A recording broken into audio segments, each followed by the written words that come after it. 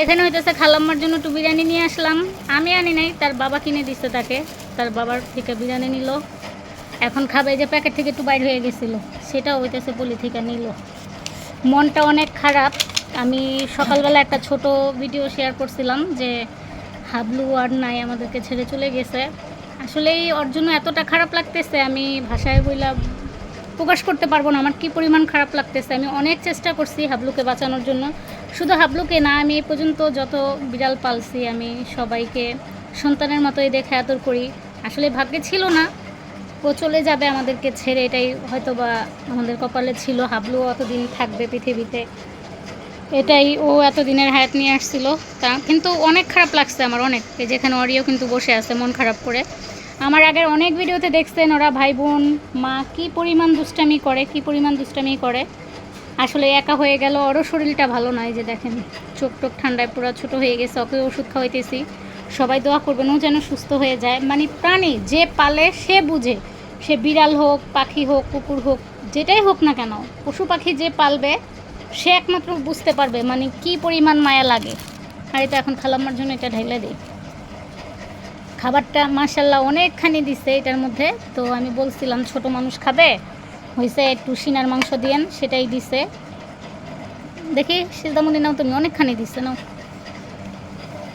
তো এটার জন্য এত খারাপ লাগতেছে। কালকে রাত্রেও হইতেছে হাবলু বাইচা ছিল, মধ্যে ভালো মতো নিয়ে ভাঙো, মেয়েটাও বুঝে না, দেখছেন মনে করছে যে ভিডিও করতেছি হয়তো বা এটার জন্য ভালোভাবে নিতে হয়তো। তুমি এই যে ভালোভাবে নাও, এই যে দেখছো, এই যে সিনার মাংস দিচ্ছে তোমাকে, এখন খাও। বিসমিল্লাহ বলে খাইছো, খাও। তো সিজদার বাবা হইতেছে আমাকেও বললো কিনে নিয়ে আসার জন্য, আমি আর নিয়ে আসি নাই, কারণ আমার কাছে দুপুর দিকে এত মানে বিরিয়ানি টিরানি প্রচুর গরম পড়ছে, ভালো লাগতেছে না খাইতে। আর মনটা অনেক খারাপ, খাবো কি, মন এত পরিমাণ খারাপ যা কিনা ধারণার বাহিরে। একটুকু ভালো লাগতেছে না, কিছু খাওয়ার মতো মন মানসিকতা নাই। তারপরও চা খাইলাম, সিঙ্গারা খাইলাম, সিজদার বাবা চা খাওয়াইলো, সিঙ্গারা খাওয়াইলো, খাইলাম। সকালবেলা আজকে কিছু খাইও নাই, মন এত খারাপ ছিল, কারণ রাতের অনেক মজা, বেশি মজা। আচ্ছা খাও, আমি একটু খাইয়ে দেখি। বিসমিল্লাহ। টেস্ট ভালো আছে, খাও। দেখছো না এখানে রান্না করতেছে, বাবুর যদি রান্না করে না, ওনারে রান্না করতেছে। তো দাম অনুযায়ী খাবারের টেস্টটা অনেক ভালো। তারপরে ভোরে আমি আজানের পরেও হইতেছে হাবলু যেন কীরকম করতেছিল, মানে খুব কাশাকাশি করতেছিল। কিন্তু আমি বুঝলাম না, আমি এই পর্যন্ত এত বিড়াল পালছি, অসুস্থ হয়ে মরছে, ফলো হয়ে মারা গেছে, মানে অনেকভাবে। কিন্তু আমি আজকে দেখলাম হাবলুর নাক মুখ দিয়ে রক্ত বের হয়ে গেছিলো। ও যখন মারা যায় তার কিছুক্ষণ আগে ও বমি করছিল, তো সেই বমির সাথে ওর নাক মুখ দিয়ে রক্ত বের হয়। আমার এত কষ্ট লাগলো হাবলুকে দেখে, আমি ভাষায় বোঝানোর মতো ক্ষমতা আমার নাই। তো এখন যদি আল্লাহ না করুক করিয়েরও কিছু হয়ে যায়, আমি আর বিড়াল পালবো না। পুচিকে ভালো একটা ফ্যামিলিতে যারা হইতেছে খুব আদর করে পালবে, পুচি হইতেছে ভ্যাকসিন দেওয়া আছে।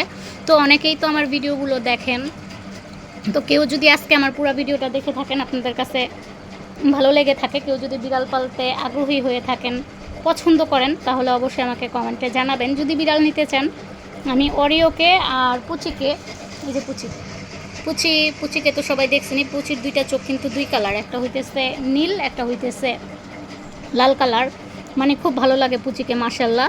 তো কেউ যদি নিতে চান আমি অবশ্যই দিয়ে দিব, কিন্তু খুব আদর করে পালতে হবে, আমি যেভাবে ওদেরকে পালছি। ওরা সারাদিন আমার খাটের উপরে, এই যে দেখছেন তো, আমি সবসময় কিন্তু দেখাই আমার বিছানার অবস্থা, উল্টা পাল্টা ওরা বালিশ ফালায় দেয়, মানে সারাদিন ওরা খাটে। আমি কখনোই ওদেরকে জ্বর একটা পশু বিড়াল সেটা ভেবে কখনোই পালি নাই, আমার সন্তানের মতো আমি ওদেরকে পালছি আদর করে। তো আমি জানি না কী কারণে আমার সাথেই শুধু এরকম হয়। আবার আমি পুচিকে কিন্তু আর কি বাইধা পালি, ওকে আমি ছেড়ে দিই মাঝে মধ্যে, যখন আমাদের বড় বারান্দার গেট লাগানো থাকে, সব পাশের গেট লাগানো থাকে, তখন আমাদের বাইরে যে কুকুরগুলো আছে ওরা বের হলেই বিড়ালকে কামড় দিয়ে মেরে ফেলে। তো পরে অনেক চিকিৎসা করানোর পরও বাঁচে না। তো কারো কাছে যদি ভালো লেগে থাকে, আমার বিড়ালগুলো যদি নিতে চান, পালতে চান, দেখে আমার পেজে ঢুকলে আমার সবগুলো ভিডিও আপনারা দেখতে পারবেন। দেখে যদি দেখেন না ভালো লাগে, তাহলে অবশ্যই কমেন্টে জানাবেন, আমি ওদেরকে ভালো একটা পরিবার দেখে দিয়ে দিতে চাই। কারণ পাললেই মায়া লাগে, এত মায়া আমি সেটা বোঝানোর মতো ক্ষমতাটা যদি আমার থাকতো তাহলে আমি বুঝাইতাম। আর বুঝতে পারবেন একমাত্র যারা এখন পর্যন্ত পশু পাখি পালতেছেন, বিড়াল পালতেছেন, তারা বুঝতে পারবেন যে কেমন লাগে। তো এই আর কি। তো আজকের ভিডিওটা আর বেশি বড় করব না, এতটুকুই। সবাই দোয়া করবেন আমাদের জন্য। সেই পর্যন্ত সবাই ভালো থাকুন, সুস্থ থাকুন। আল্লাহ হাফেজ।